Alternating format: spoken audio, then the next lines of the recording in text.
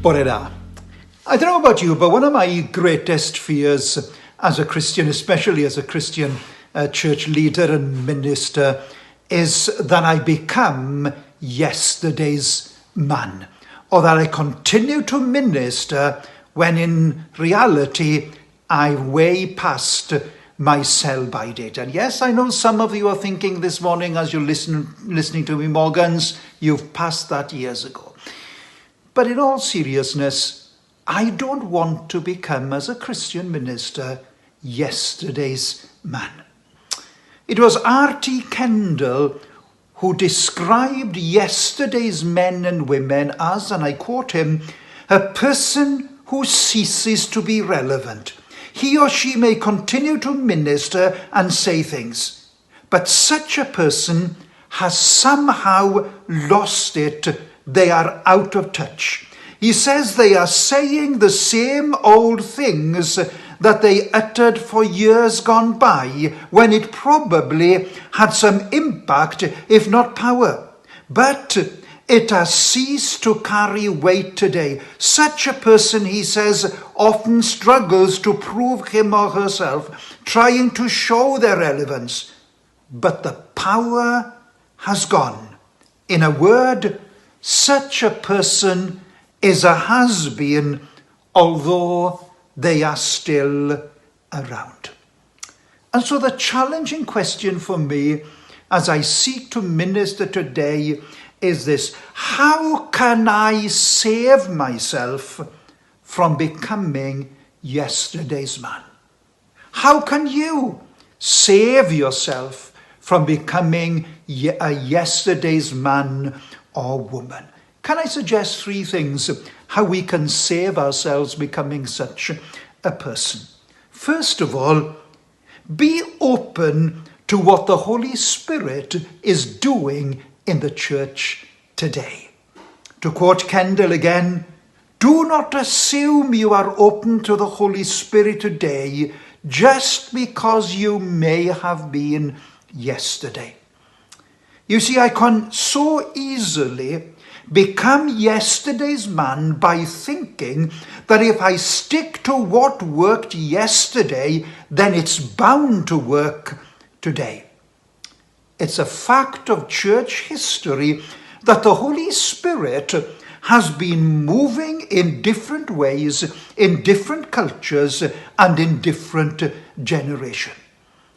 Where would we be today if Peter hadn't been open to the Holy Spirit in Acts chapter 10 and go to the house of Cornelius and proclaim the gospel? This was completely against his culture and his upbringing and even his theological way of thinking. The gospel to him was for the Jews. Salvation was to the Jews. Nevertheless, he was open to the Holy Spirit, and he went to the house of Cornelius. He preached the gospel. The Holy Spirit came upon them. They spoke in tongues and prophesied, and so on. This was new. It had never happened before. It caused uproar in the church. But thank God, the Apostle Peter was willing to be obedient to the Holy Spirit and do what he had never done before. And we are here today because of Peter's boldness. And so if I want to be today's man, I need to be open to the Holy Spirit. Secondly, can I suggest, don't box God into your way of thinking. Listen, God is sovereign. God can do what he wants, how he wants, where he wants, when he wants, and believe it or not, he doesn't need your permission or mine either. Thank God that he moves outside our mind frame. Think of Jonah. He did the big mistake of boxing God into his own thinking. And he became a very disappointing man when God moved in the exact opposite way to his thinking. Listen, grace is beyond our comprehension. God sometimes saves and blesses and uses the most unlikely people. God very often uses the most unorthodox way to bring people to himself. When I came under the conviction of sin, listen, I was not in a church meeting. In fact, I was in a pub, and God came there and met me. Think of the prophet Samuel. When he went to choose a successor to Saul, he saw Eliab and thought this was the man.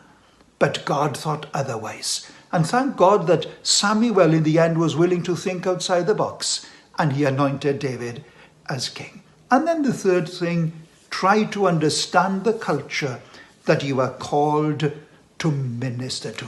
You see, we're living in an age when the culture is so different to what it was when I grew up. We have a generation who know nothing about the Bible stories of Moses, of David, of Jonah, and so on.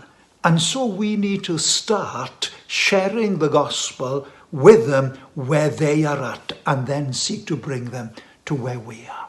May God help us not to become yesterday's men and women, but be relevant for today. Have a great day. God bless you.